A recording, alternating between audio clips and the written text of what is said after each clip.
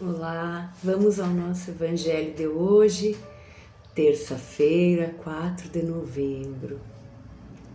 Então vamos fechar os nossos olhos e elevar o nosso pensamento a Deus, que é nosso Pai de amor e misericórdia, e agradecer mais este dia, mais essa oportunidade divina e bendita de estarmos encarnados, das experiências que vamos viver hoje. Mestre Jesus, nosso irmão, nosso amigo, esteja conosco, de mãos dadas como sempre, nos ensinando e nos inspirando pelo teu caminho. Nosso anjo da guarda, espíritos protetores e amigos estejam também conosco na nossa caminhada diária, a nos inspirar boas ações, bons pensamentos. Permaneçam conosco neste breve estudo durante o nosso dia e para todo sempre. Que assim seja. Então vamos lá. O Evangelho segundo o Espiritismo. Baixar um pouquinho. Vamos ver. O que cai para nós hoje?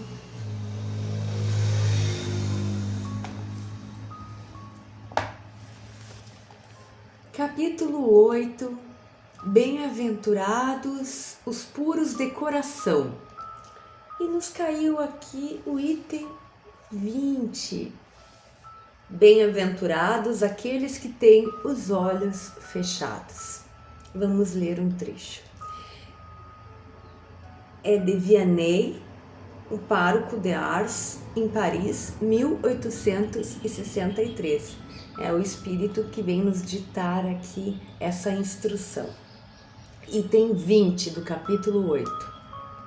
Meus bons amigos, por que me chamaram? Será que foi para curar esta pobre sofredora, impondo sobre ela minhas mãos?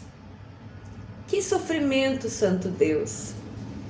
Ela perdeu a visão e ficou nas trevas. Pobre criança! Ela que ore e mantenha acesa a chama da esperança. Não sei fazer milagres sem a vontade do bom Deus. Todas as curas que obtive e que são do conhecimento de todos devem ser atribuídas apenas ao Senhor, Pai de todos nós. E aí, vamos ler mais um pedacinho? Vamos ler o final. Vamos ler um trecho aqui do fim. Bem-aventurado o cego que quer viver com Deus.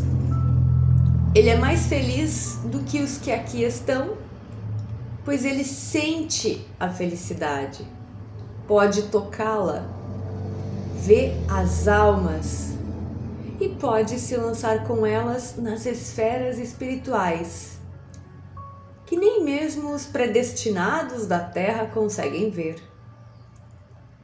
Os olhos abertos estão sempre prontos a fazer com que a alma se perca.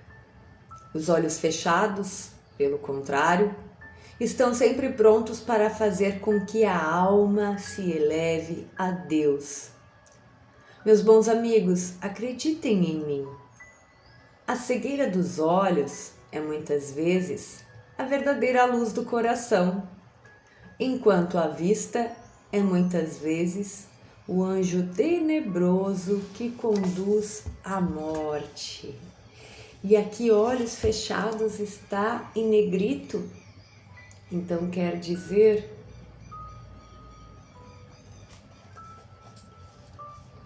que nos chama a atenção para olhos fechados, né? Olhos fechados da alma, não somente estes, para a gente fazer essa analogia. Bom, esta passagem conta a história de uma menina, né? Traz a história, o relato de uma menina que cega da vista, né? Não pode ver. está aqui em sofrimento, como esse espírito amigo vem nos falar. E pela invocação ele diz: eu não posso curá-la, visto que as curas que eu fiz sempre foram com a permissão de Deus. E aí ele vem contando que tudo que nos acontece é por um motivo maior. E ele usa essa questão da cegueira física da menina para nos ensinar, porque os bons espíritos fazem isso, usam de tudo para nos ensinar. Então, no caso da menina e no caso de muitos que vêm com os olhos fechados, com os olhos da carne fechados, ou com outra dificuldade física, ou dificuldades financeiras, ou dificuldades psicológicas, todas elas podem ser muitas vezes uma oportunidade, se não até um livramento, às vezes de um espírito que é extremamente frágil, tendencioso a cair em algum aspecto, vem com aquela limitação para que ele não caia tão facilmente naquela que é uma tendência daquele espírito. Então a gente passa a ver uma dificuldade extrema como um presente de Deus. Não é fácil, é difícil, sim, de ter estes olhos abertos para ver as coisas desta forma. Não é fácil, mas nós podemos, se nos esforçarmos. O que nós vamos levar, nós que estamos aqui, que enxergamos, que falamos, que aparentemente não temos dificuldades físicas, como é a analogia de hoje. Todos nós temos alguma dificuldade.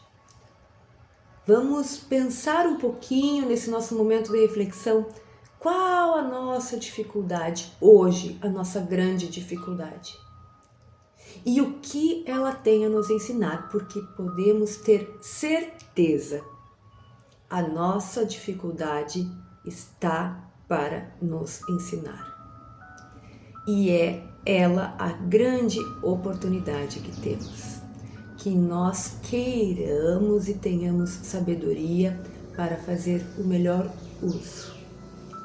Então, e que os bons espíritos nos ajudem, nos inspirem, e eles vão nos ajudar, nós já sabemos, temos a certeza disso.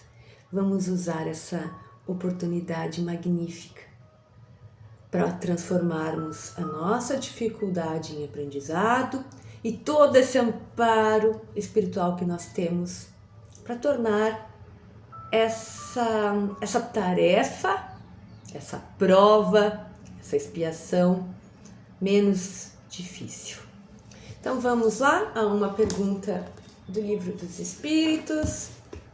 Vamos ver.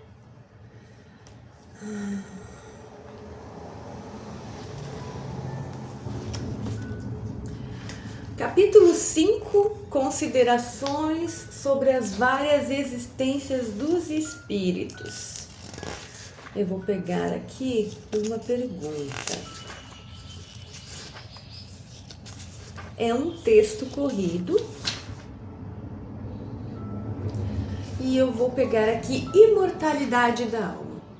Enfim, seja qual for a opinião que se tenha contra ou a favor da reencarnação, todos irão passar por ela, desde que ela exista, apesar da crença em contrário.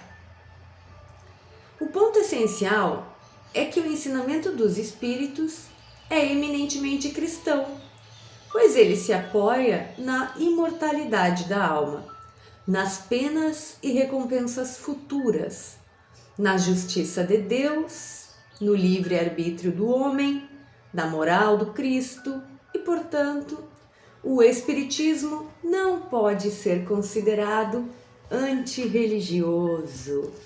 Então, aqui nessa parte do Livro dos Espíritos, obviamente que está dentro de um contexto que é bem interessante estudarmos e lermos com o tempo, vem dizer que o Espiritismo é baseado na moral do Cristo, na sobrevivência do espírito após a morte do corpo.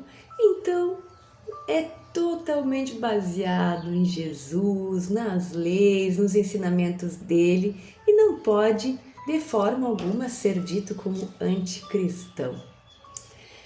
Então, vamos à nossa prece final. Quem quiser fluidificar a sua água, vamos fechar os nossos olhos mais uma vez.